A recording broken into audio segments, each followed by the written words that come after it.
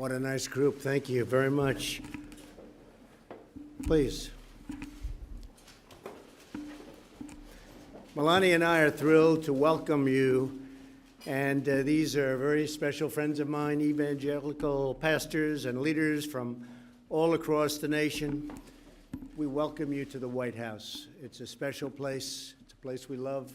We're having a lot of fun. We're having a lot of success. Today we reached the highest level in the history of the stock market. We broke 26,000, so I assume you have some stock. And I view that differently. We're respected all over the world again, and it means jobs. So it's a lot of good things happening. I also want to thank a family of faith that is truly a blessing to our nation.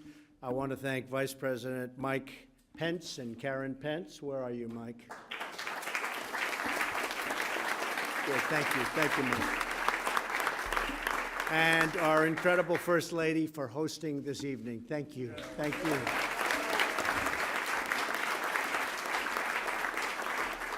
America is a nation of believers, and tonight we're joined by faith leaders from across the country who believe in the dignity of life, the glory of God, and the power of prayer. Everybody agree with that? Yes.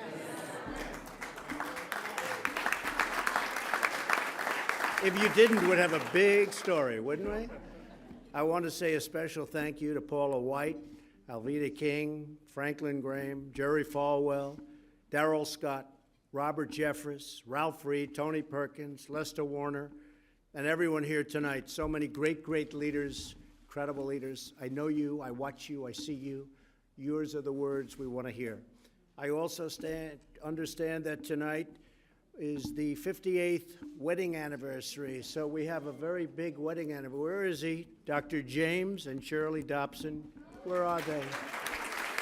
Where are they? That's great. Congratulations, that's something.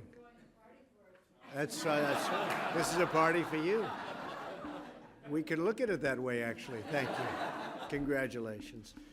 We're also joined by Secretary Alex Azar, Secretary Ben Carson. Hello, Ben. And Ambassador Sam Brownback.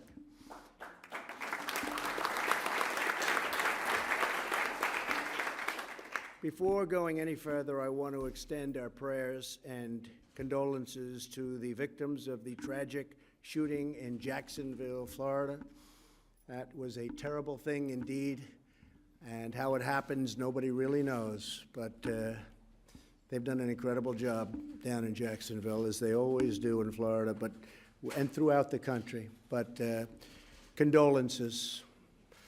Also, our hearts and prayers are going to the family of Senator John McCain. Going to be a lot of activity over the next number of days, and we very much appreciate everything that Senator McCain has done for our country. So thank you very much.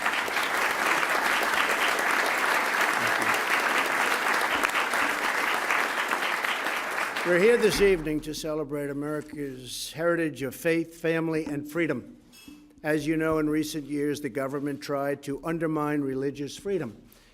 But the attacks on communities of faith are over. We've ended it. We've ended it.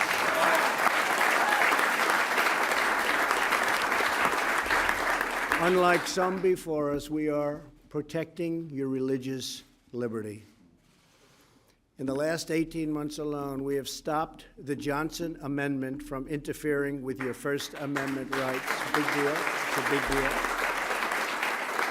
We've taken action to defend the religious conscience of doctors, nurses, teachers, students, preachers, faith groups, and religious employers. We sent the entire executive branch guidance on protecting religious liberty. Big deal. Brought the Faith and Opportunity Initiative to the White House, reinstated the Mexico City policy we first put into place, and if you know, first under President Ronald Reagan, not since then, the Mexico City policy.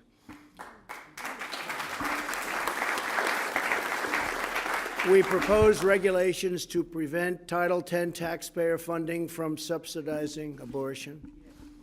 I was the first president to stand in the Rose Garden to address the March for Life, first one.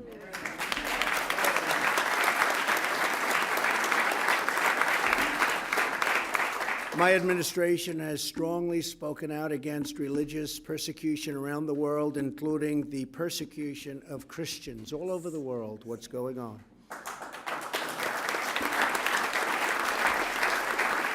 And for that, we've become not only a strong voice, but a very, very powerful force. We're stopping a lot of bad things from happening. We brought home hostages from North Korea, including an American pastor. And we're fighting to release Pastor Brunson from Turkey, and we've made great progress. We've recognized the capital of Israel and opened the U.S. Embassy in Jerusalem.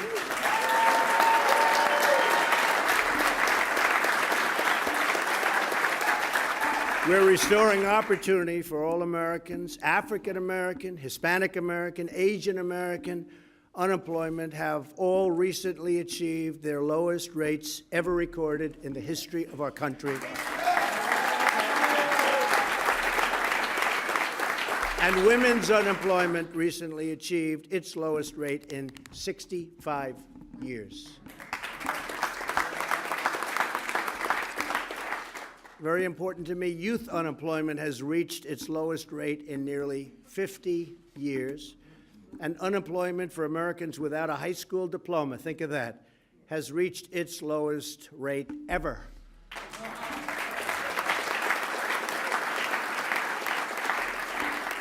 We're advancing prison reform to give former inmates a second chance, and these incredible unemployment numbers are probably the greatest thing that ever happened to people getting out and wanting a second, and in some cases, a third chance. But they come out of prison and they were not hired and bad things would happen and they go back. Now they're coming out of prison, they're getting jobs, we're working with them, and they are very, very thankful. I'll tell you who else is thankful, the employers. I have a friend who hired numerous people coming out of prison, something he never thought he'd do. And in a way, he was forced to do it, frankly. He was forced to do it by the fact that he couldn't get people. He needed people. The numbers are so low in that community. He is so happy. He's hired some people that he said he hopes he never loses them. They're happy, and he is thrilled. So that's a great story. It's a great story.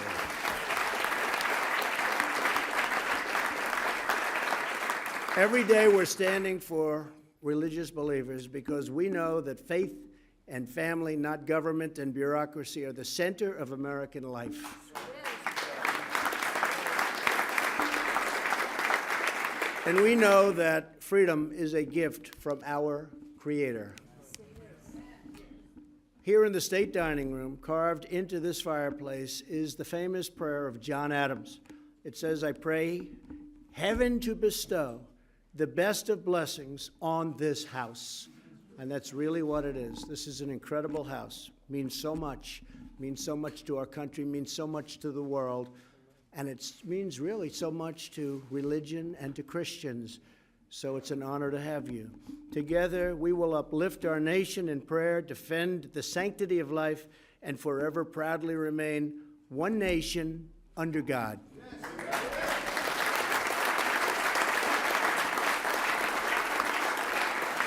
So thank you again to all of my friends and faith leaders for being here tonight. You are really special people.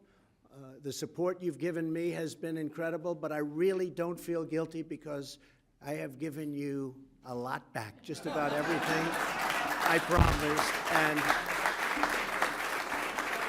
And as one of our great pastors just said, actually, you've given us much more, sir, than you've promised, and I think that's true in many respects. And now I would like to ask a tremendous friend of all of ours, Pastor Paula White, to come up and bless our meal.